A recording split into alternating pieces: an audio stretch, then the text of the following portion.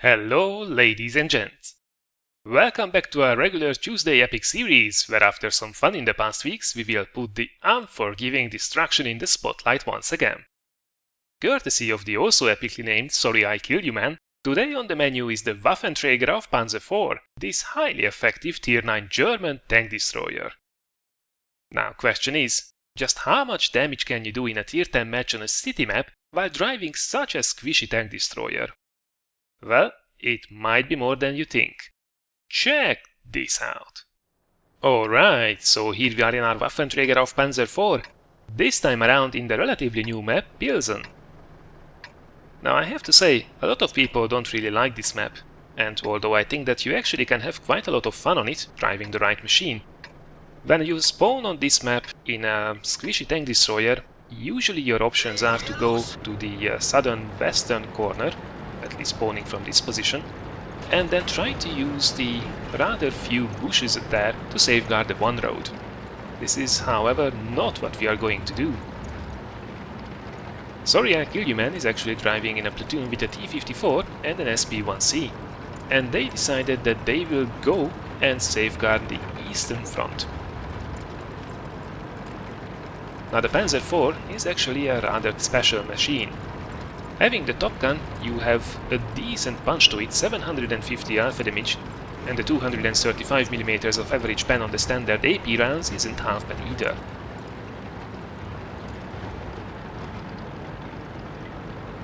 Now this is a Tier 10 match though, and there is quite a lot on the enemy team where using the APCR rounds might be justified.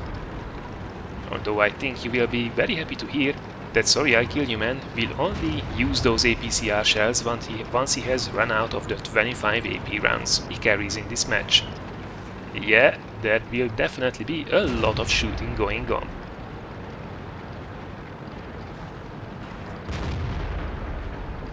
Now this is a position here that I wouldn't have brought my Panzer IV myself, but then again I don't really play this thing that great. Well, this is not a good start for the team.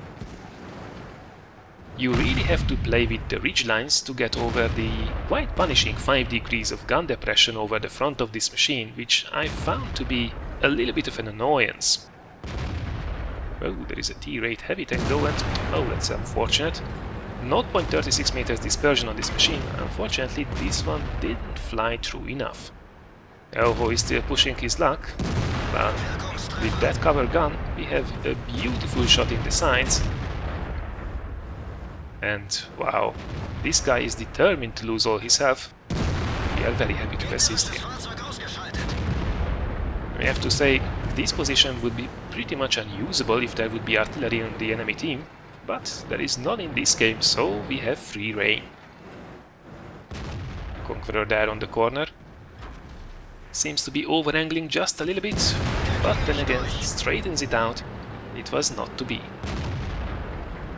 So we have to be careful, this thing is a paper tank.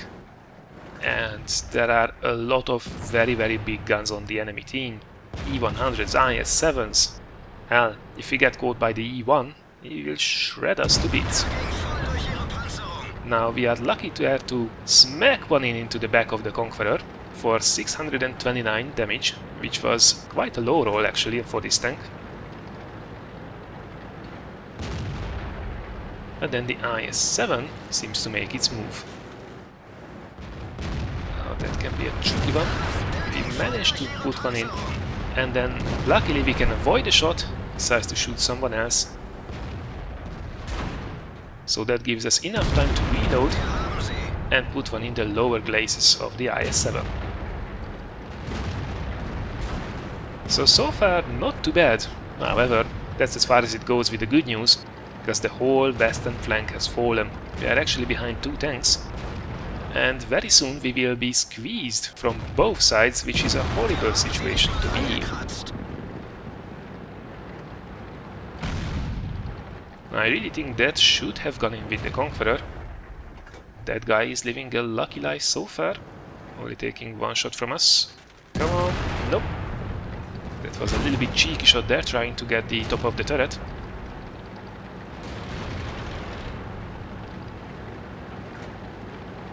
And in the meantime we are also down by 3 tanks already. And there we go, the first tanks pop up already on the other side. Now look at this. Slightly reversing up this ridgeline will give us just enough depression with the gun to actually smack one in finally in the Conqueror. Although that was a ridiculously low roll. 592 damage is really not what this machine is capable of. Oh, and we just missed the cupola once again. Now here comes the cavalry. Enemy E100, enemy T-32.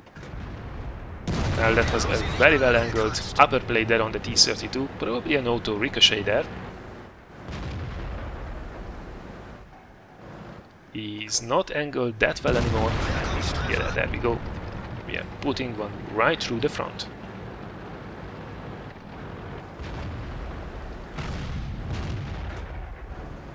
E100, lower plates? No, it turns a turret, so we are trying to go actually for the side of the turret, which is a good decision. But then it flies just up a little bit too much, and we hit the crest of it. T-34, now that was a little bit badly placed. Can't really hang around with this machine if your enemies are aiming on you, because if they hit, they almost guaranteed to do some damage. Now that's better, right through the front. The T-34 can be a powerful machine, but when tier 9s are shooting on its hull, it really doesn't stand a chance. So far we actually managed to keep all of our hit points, which is great, we will definitely need that. And whoa! Talking about keeping our hit points. 2 shots in rapid succession basically shave off almost 1000 damage from our health. There was a 682 hit point heat shell, probably from that E100, and then to a 240 hit. So, yep, definitely targeted by these guys.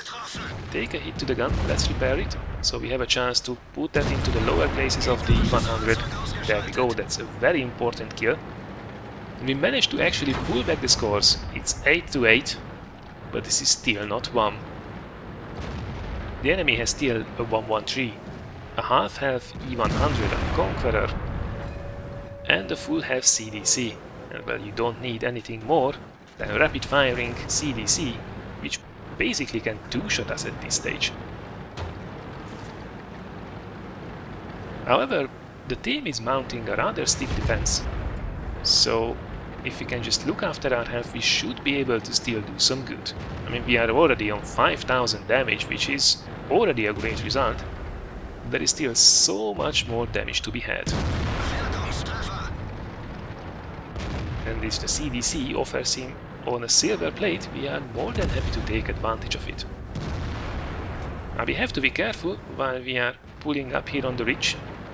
We have to check also to our flanks, because enemies might be able to sneak a shot in. And talking about pulling scores back, unfortunately we are again down by 2 tanks. It's really not looking good, and a lot of our teammates are on very low health, including us. So this still could go very much either way. I have to say we don't drive actually around with the Waffenträger in this match a lot at all. But it's not required either. If you put this into a good position like here, and you have a chance to actually get some decent gun depression on it, why should you give up that position?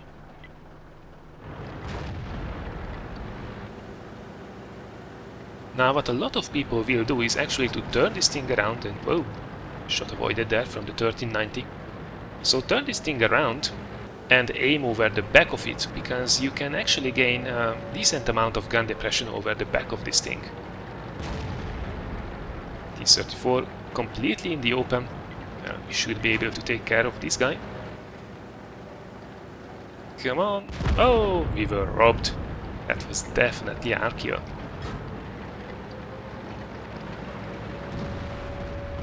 Oh, CDC, come on, can we get... No, no, unfortunately we dunk it into the ground.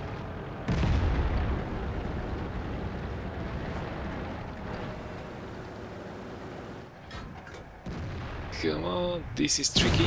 No, this would be probably the time when I would load the APCR to get through the turret front of the E100. The base penetration will not be enough, unless we can get the sides or the lower plate.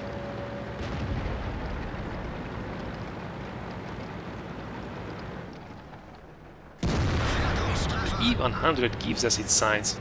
I have to say we are also a little bit lucky with the enemies here, basically giving us all these free shots. We are down to our last AP round, however. We definitely had to do some ass kicking here. We are almost on 7000 damage. And it's still not won. Still 3 versus 3, and we have 2 tier 9s and a tier 8 versus 2 tier 10s and a tier 8, so yeah, this could get a little ugly, to say the least. Now we are a one shot for the E100, so is the T-54. The T-32 can actually take a hit though.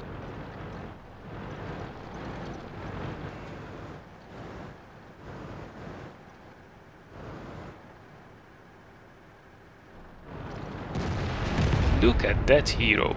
Takes the shot, but takes out the E100 in return. So whoa, that was a lucky bounce from the 1390. The T-32 has just enabled us to put a huge round in the 1390. And then it goes on and hopefully finishes that guy off as well. Come on man, you can do it. Oh, there we go, T-32 for the win. That guy is actually on 4 kills in a tier 10 match. Well, there you go. Who said you can't have a decent roll when you are bottom tier? So it's 3 versus 1. For first time ever we are actually ahead on tanks. However, that guy is driving a tier 10. Question is, on how much health is he? I don't think we did see much of that 113, which might be bad news, cause that means that guy could have all of his health for all we know.